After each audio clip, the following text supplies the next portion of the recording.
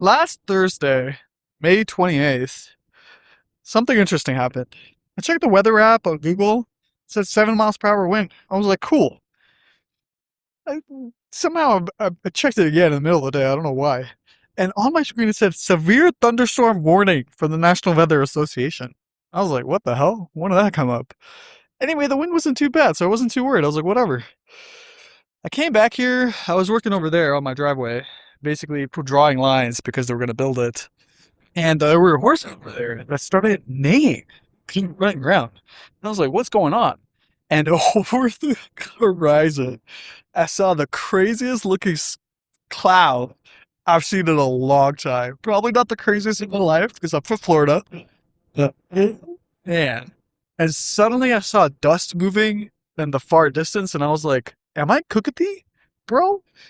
My roll up sides were open to allow for ventilation because I've been having heating problems throughout this entire greenhouse.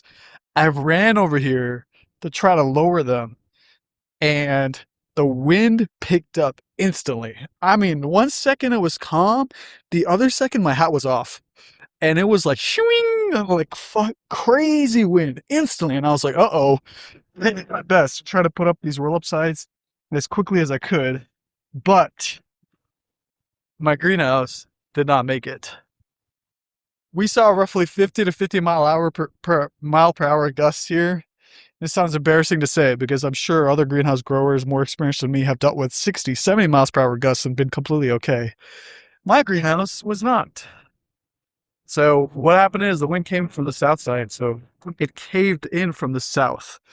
It was pouring so quickly, and I was down here securing the wiggle wire, could barely see, just doing my best to remain calm, and kept on securing the wiggle wire for more and more plastic. And I looked up here. This is the first tube that went, and I saw it had started to cave in. I was like, oh shit. I panicked for about 3 or 4 seconds. And then at that point, I was like, dude, just do whatever you can. I went to the other side, secured all the plastic over there. It was pouring rain. I was shivering because it was so cold. I couldn't see anything. It was starting to get really dark. There was like no visibility. I was like, uh-oh. I came back over, secured the rest of the plastic, and I looked up, and this whole side had started to cave in and give. And it was not pretty. It was not a fun moment for me. I went home. After doing everything I could, I tried to secure this shed as best as I could. And I couldn't sleep that night. I was like, wonder what happened, wonder if it'll make it. Came back the next morning, yesterday, and luckily the greenhouse hadn't completely collapsed, but, you know, this side of the wall also started to have a little bit of deformity. It's much better shaped than the other side, but, it's still a little bent over at the top there. Now, I cut the plastic on that south side that day because it was just still really windy. It's creating a lot of pressure. It was not fun, so I was like, forget it. I cut the plastic. But when I had secured the plastic after that event, our greenhouse, it collapsed, but it didn't let a single drop of rain get in on my grounds. So my beds are still here. They still survived. I took out everything in here in the meantime, but man, oh man, it tried its best to save my little greens inside of here. But this structure can't make it much further.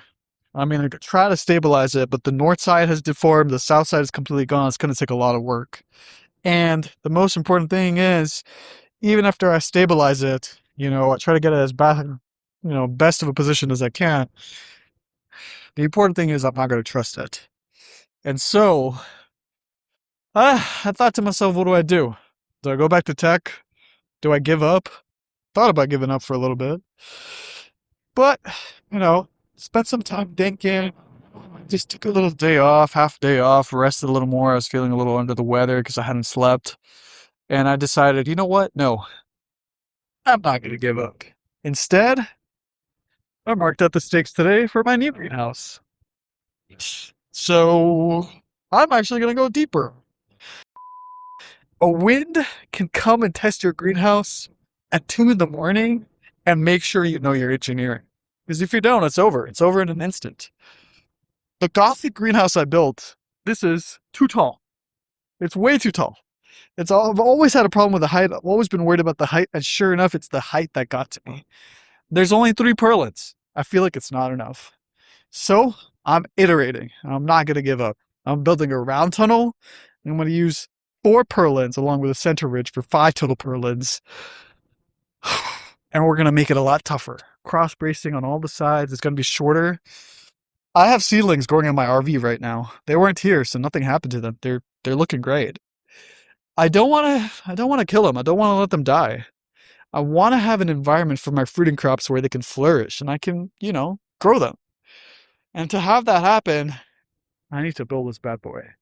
So I'm taking the risk and building another hoop house by myself, this time knowing what Mother Nature can do around here. I always knew, but now I've lived it. So let's see what happens. Thanks, guys. Give me a follow if you want to watch this farming journey. My Dirt to Dollar series where I document everything that goes wrong and well with my farm. See you guys in the next one.